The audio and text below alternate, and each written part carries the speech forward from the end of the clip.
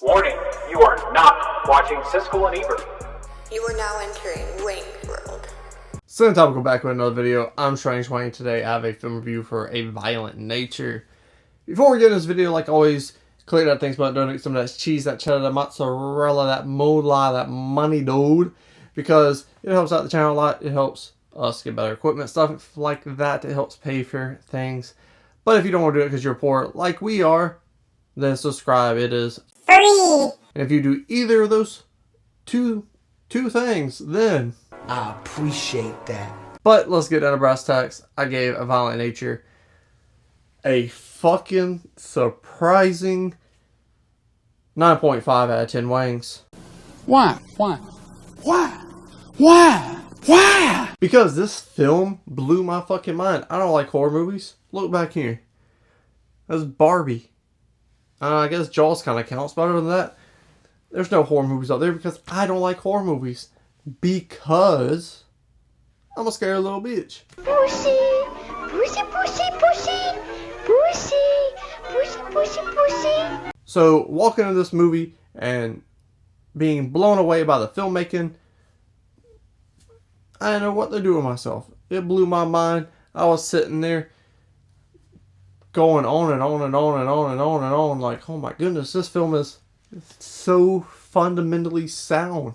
It went back to basics and it made, honestly, it might be the best movie I've seen so far this year. It's that damn good just off of the filmmaking alone. That there's impressive. And the filmmaking is what gives this movie its score, because at the end of the day, it's a Friday the 13th ripoff. And it's because it's unoriginal, it's predictable in a sense, and just mindless horror, gore.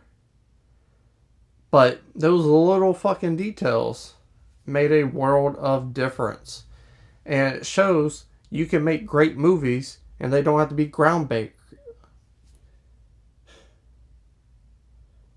I fucked up the pun. You can make great movies and they don't have to be groundbreaking. Pun intended. Ha! Little details like with the cast, the teens at the cabin, little details in their dialogue. That's perfection. Just having the dialogue be so spot on and straight to the point. It may not be the most gripping thing you've ever seen. I mean, it's no Pulp Fiction dialogue, but it sets up everything and everything makes sense. It's so freaking logical. You're sitting there, you're listening, you're watching it, and you're like, oh, she likes her. So when you see them later in the film, makes sense. Oh, they don't like each other. He's arguing with this person. They walk away. He's the next person to die. It logically makes sense. Everything has a purpose. Whether it's the dialogue and the backstory of our boy Johnny. Or if it's with the teens. Everything has a purpose in this film.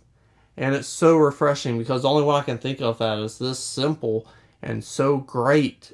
And because of the fundamentals that made it a classic is Die Hard.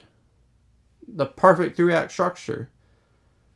Obviously the acting stands out, but the filmmaking and that 3-act structure is the reason why the movie is so beloved. It's so easy to watch. It makes it so generic for any and everyone to love. This movie doesn't do that because this movie... That shit is gross. This movie made me squeamish. I felt like puking at one point. It is gory beyond belief. There was probably 30 people. That's probably a bit much. There was probably 25 people in my movie theater, and 7 people walked out. A couple walked out after the second kill. And that's just It's not scary, it's gory, it's violent, and if you have the stomach for it, you're going to freaking love it. And the tension in this film, also incredible. It makes you sit on the edge of your seat. It keeps you on your toes like a ballerina. It makes your heart pump like Reeboks. It is so tense that you have to remember to breathe at times, especially that ending. Oh my goodness.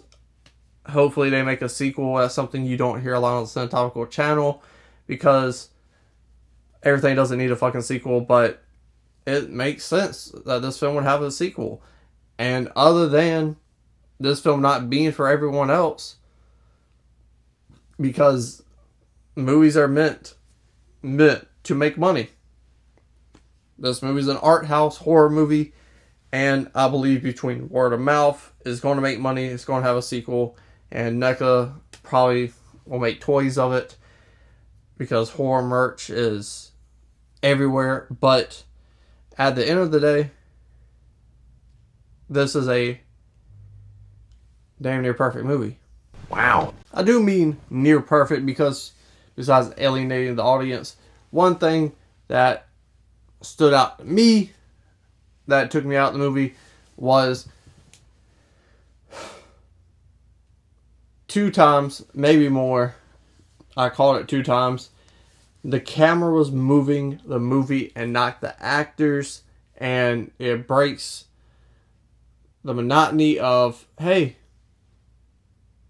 you're watching a movie versus you're not watching a movie. That investment keeps going. You don't think outside of what's happening in this movie, this story.